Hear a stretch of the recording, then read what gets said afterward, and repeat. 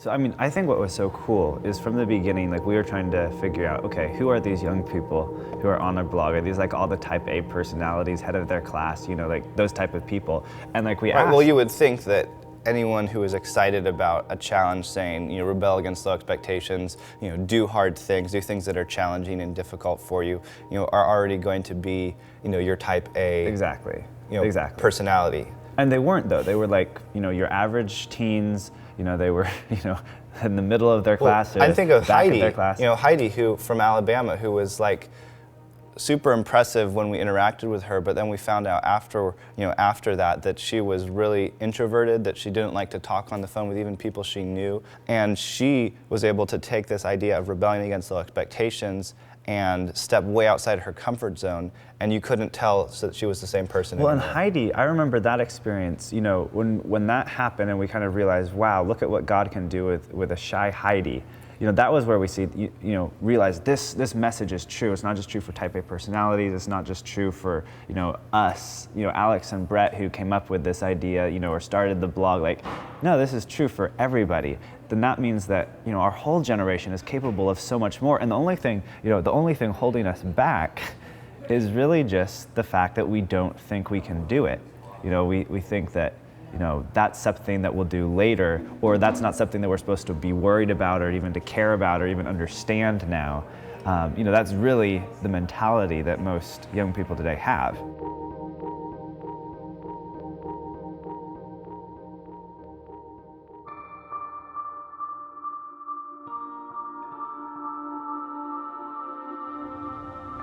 Brett and I love history. We love reading about men and women who've made a difference, changed the world forever. We love reading about how things were so different, just when our parents were growing up or when our grandparents or our great-grandparents were growing up. Things have changed so much. And one of the important changes that most people don't know about is how our world has changed the way it views us, young people, teenagers. And that's something that we need to understand. Believe it or not, teenagers are a recent invention. It wasn't until 1941 in an edition of Reader's Digest that the word teenager was even used in print in America. If you go back to the year 1900, only 1 out of 10 young people between the ages of 14 and 17 attended high school. What changed? Why is it that young people in the past were being responsible, who were preparing for adulthood in such tangible ways, and now young people today, teenagers today, we're immature, we're irresponsible, we're not ready. And in fact, this is our time to have fun and goof off. What was it that made this change? Well, around the year 1900, there passed a bunch of laws, which were good laws. They were protecting young people from harsh factory conditions. They were making sure people were getting a good education. But what happened was, for the first time in history, young people were completely removed from the workforce. For the first time in history, young people were mandated to attend school through high school. And so suddenly, what had been this time when you were an adult, you began to take responsibility, you helped with your family, you helped bring in money for the family. Now, you just had this big, long vacation. We have entire industries, movies, music, food, clothing, all targeted at teens. And what has resulted is a youth culture where we're not expected to be mature.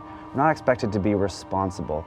Expectations are so incredibly low. And the saddest part about it is that as young people, we've continually dropped to meet those low expectations.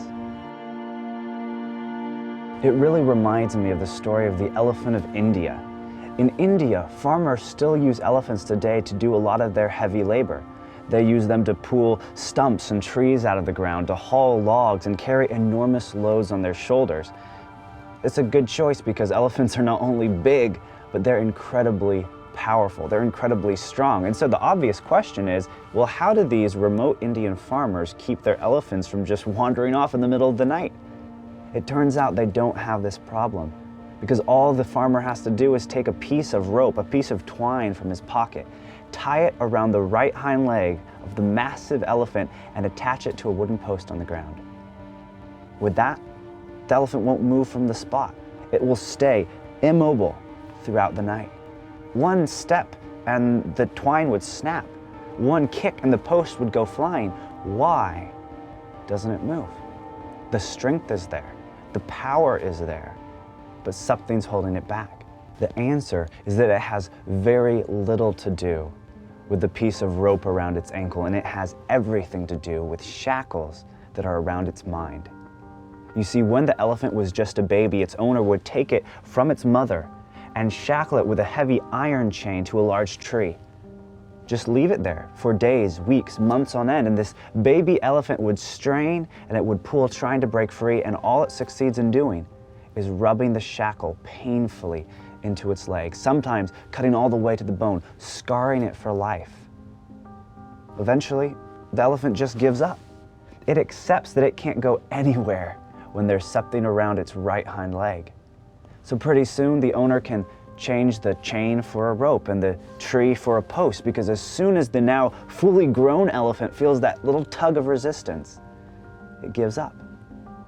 There's just a piece of twine around its ankle, but there are shackles around its mind.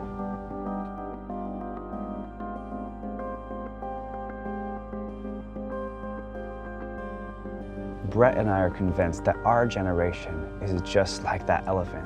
We're big, we're strong, we have God-given potential, and yet we're held back by a lie. We've been conditioned to believe what is false, to give up when things feel hard, to believe that these years are just supposed to be some vacation from responsibility, that being serious about our walk with God, being serious about pursuing excellence, that happens later, that doesn't happen now, this is my time. And that's a lie. If we think we're getting away with something, we're being robbed. And so what Brett and I are all about, what this series is all about, is encouraging you to recognize the myth of adolescence and say, you know what? God has a bigger plan, a bigger calling. He's given me greater potential than that. It's time to break the twine.